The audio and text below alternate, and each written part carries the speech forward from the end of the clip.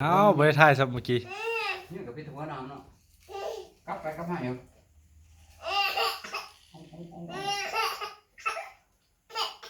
อีห้อลืมถ่ายเมื่อกี้น่ะโอ้โห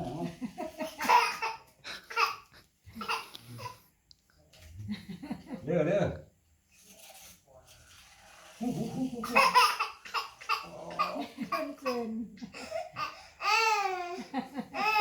มันเซนจ้ากินมูกน้ำลายนะลูกเนาะ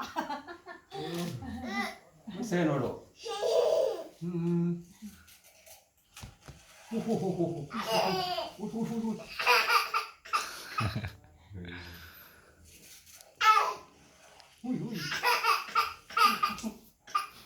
จ้าอย่างเงินวะรู้สึกว่าตับประตูเดียวโอ้โหอ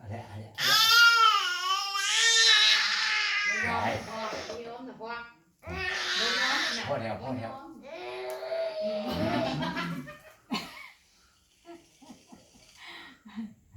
ยอม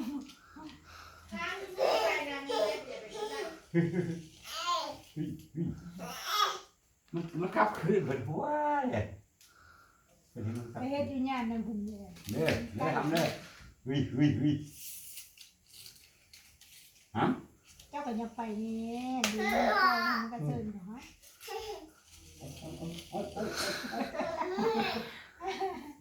มันไปมองหลานเนาะ